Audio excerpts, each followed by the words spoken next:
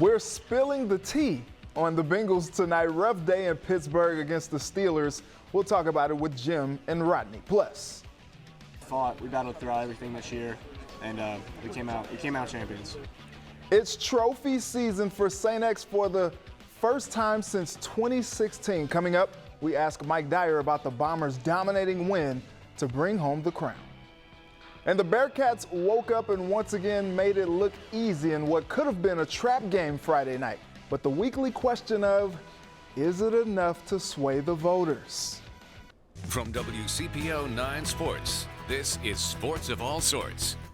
What up? Welcome to Sports of All Sorts. I'm Reggie Wilson. The Bengals had a chance to do something they've only had a few opportunities to do under head coach Zach Taylor. Win 2 in a row. The only problem, they had to go through the undefeated Steelers to do so. Losses sting in Cincinnati, but when it's to Pittsburgh, it stings that much more. Plenty to talk about with that matchup, and we'll do that shortly, but we get started with some Reds history. The 2020 National League Cy Young Award goes to TREVOR BAUER of the Cincinnati Reds. TREVOR BAUER had one of the best seasons ever by a Reds pitcher, and about midway through the season, we all started to hear whispers that he could be a Cy Young candidate. At the end of the season, BAUER got behind the effort too, and the voters agreed it's the most prestigious award in all of baseball for a pitcher, and it only took 64 years. But BAUER is the first Reds player to ever win the Cy Young, something he takes to heart.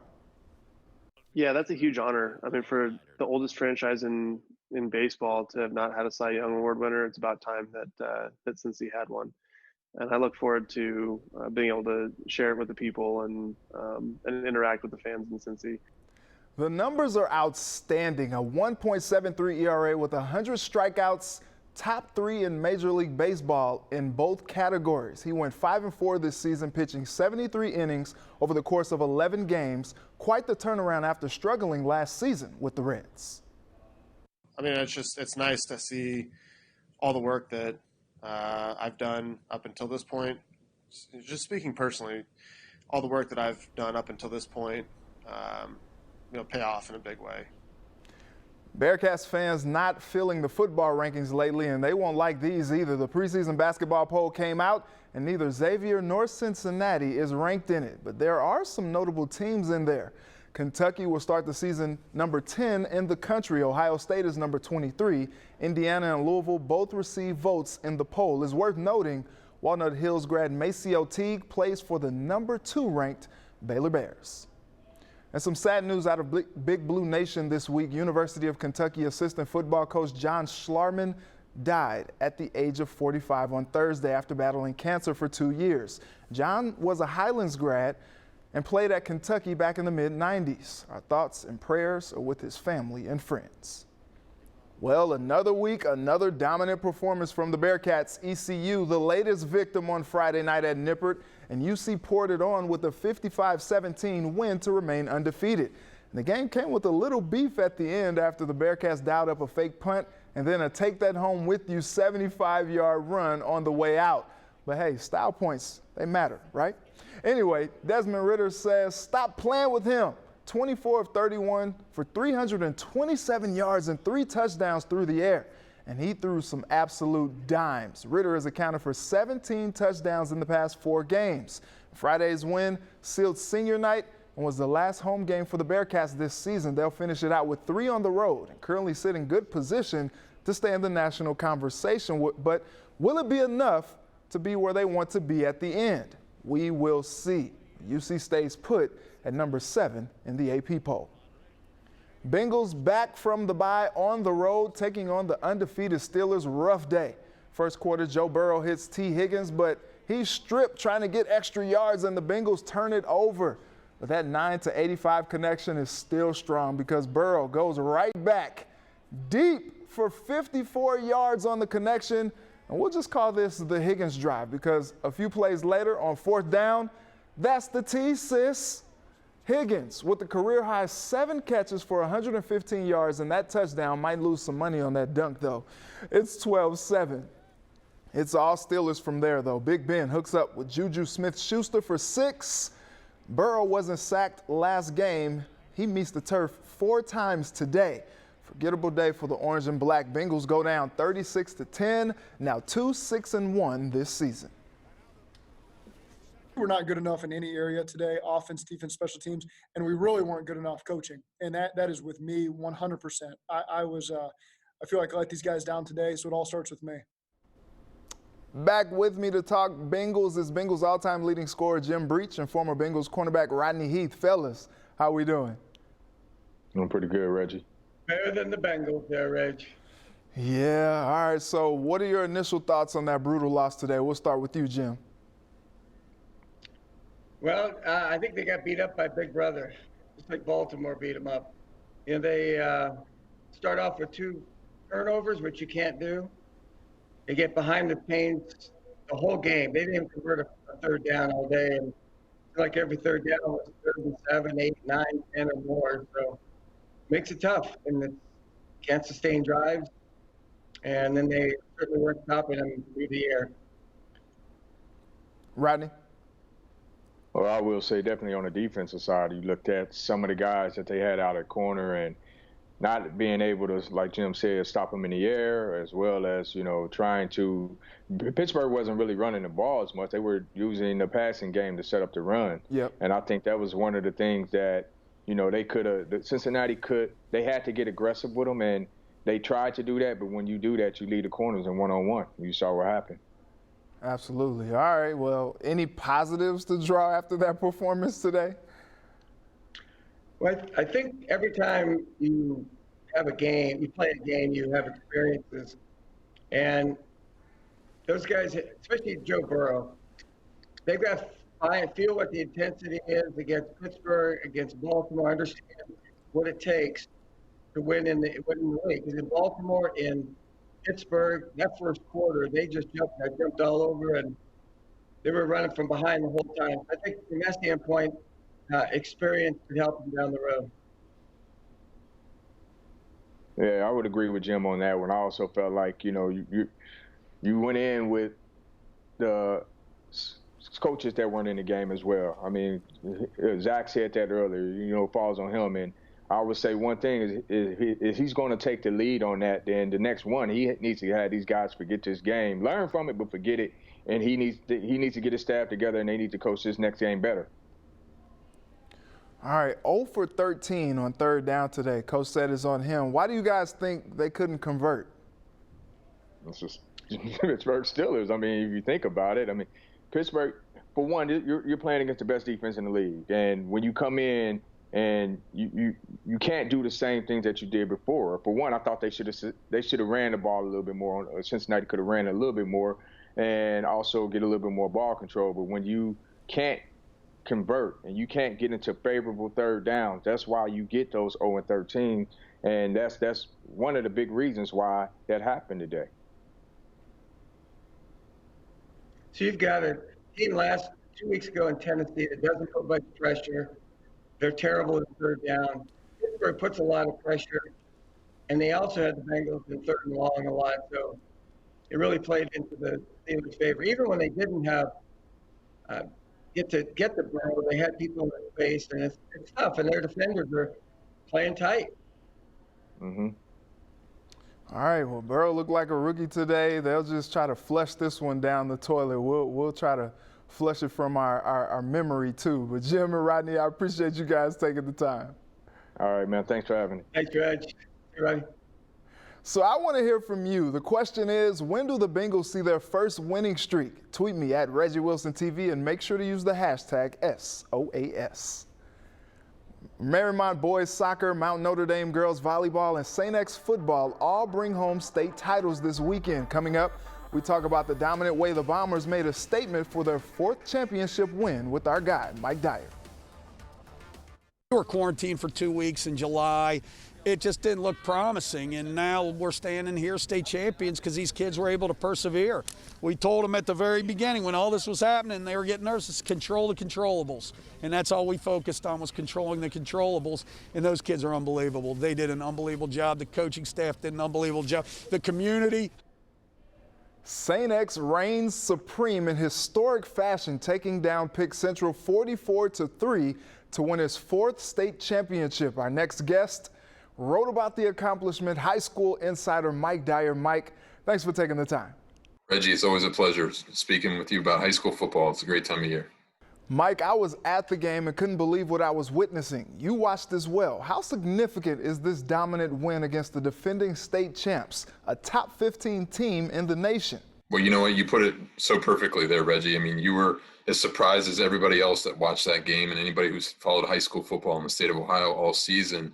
Such a unique season, as we all talked about so much this year. But, yeah, it just seemed like the Bombers, I mean, it just came together. Everything, offense, defense, special teams, leading 30-0 after that first quarter. And to put it in kind of historical perspective, the largest margin of victory in Division I state final, ironically enough, 1 point better than Colerain's 50-10 win over Camp McKinley back in 2004. A lot of people regard that Colerain team as arguably one of the greatest teams to ever come out of Greater Cincinnati to win a state championship. So you're talking about rarefied air there when it comes to what the Bombers did last night. And, yeah, couldn't put it together any better. A storybook ending for Coach Steve Speck, winning his 4th state title. He's 4-0 in state finals. So just shows you what that program has done really in the past since 2005.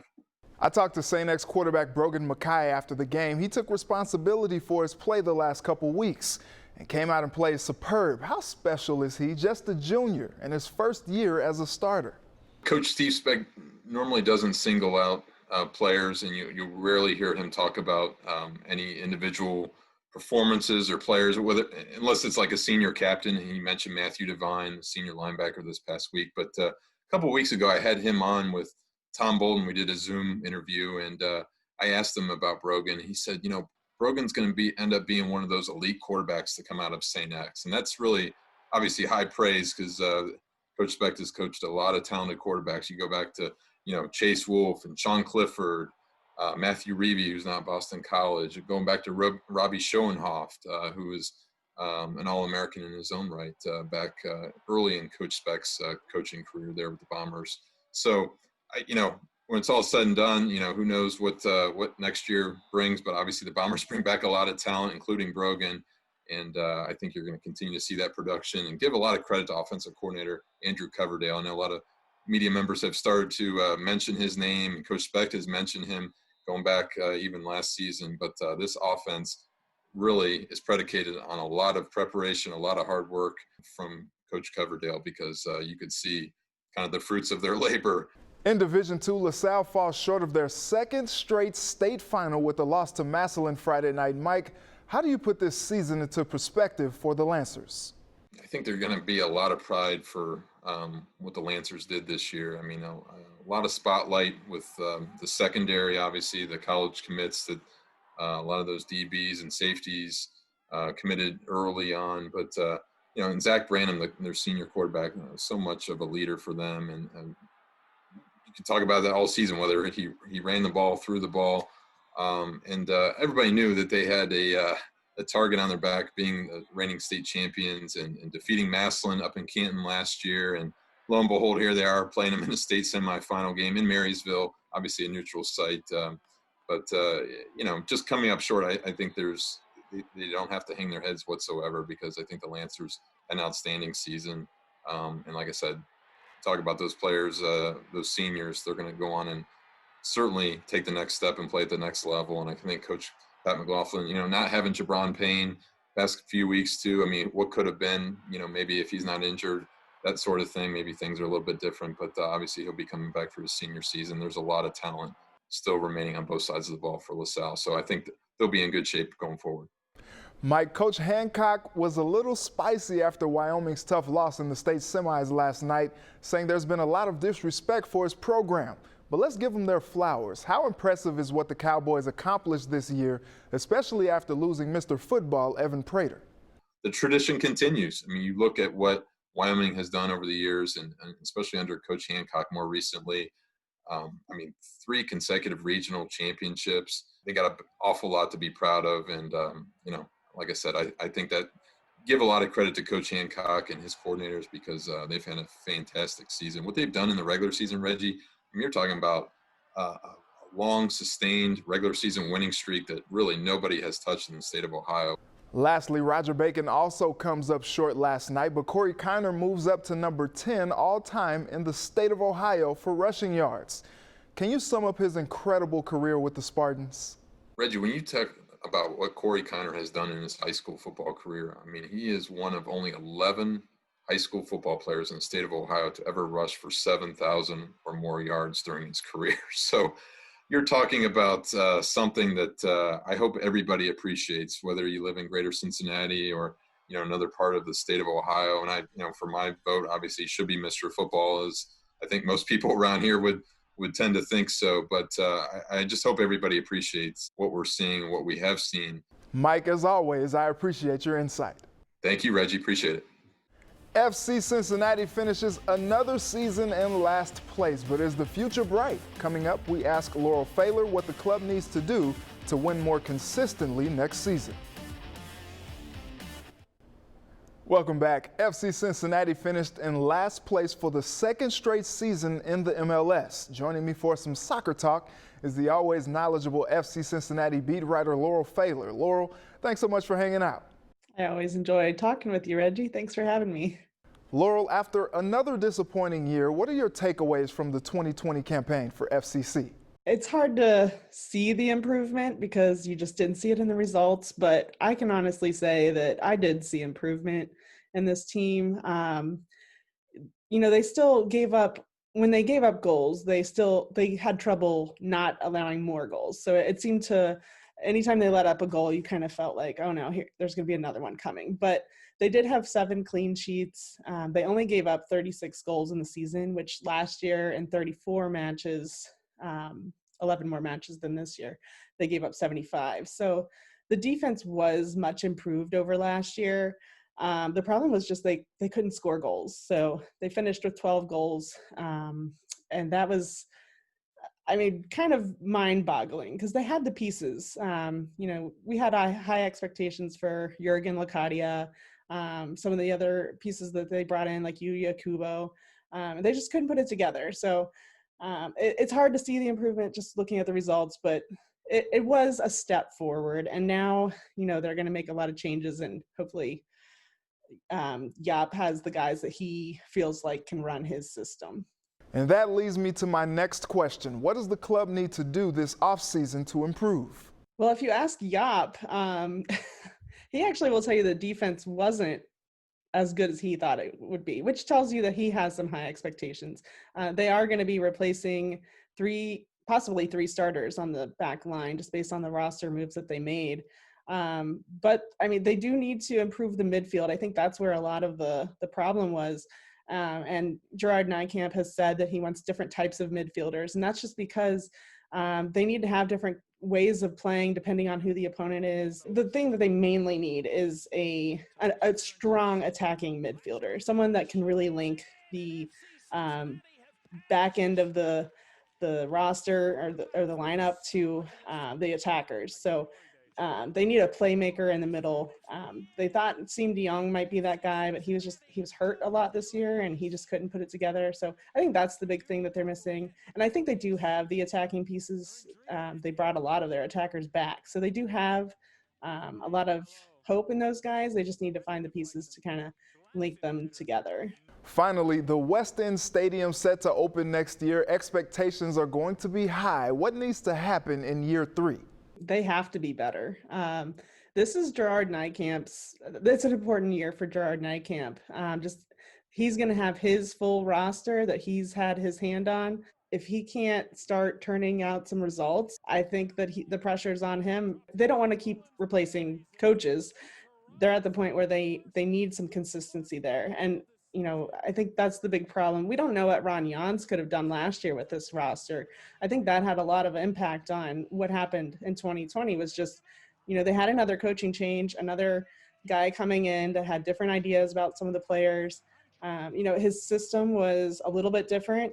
It wasn't a huge change. It's still kind of that Dutch build from the back mindset that Ron had, but he had different ideas of who fit into what he wanted on the field. So this is a chance to, hopefully there's no more coaching changes. Jaap is here for 2021. And Hopefully we can see what the guys that he and Gerard Nijkamp are putting together, what they can do in the system, hopefully with some consistency. Well, Laurel, thanks so much for taking the time. Thank you for having me as always. All right, we'll be right back to wrap up the show. Welcome back. What a show, what a show. Well, it's been real, it's been fun, it's been real fun, but we gotta go. I'd like to thank my guests Jim Breach, Rodney Heath, Mike Dyer, and Laurel Pfaler for joining me tonight. And thank you to my village who helped me put this all together. Thank you, of course, for watching. Let's do it again next Sunday. Until then, have a good night and a very blessed week.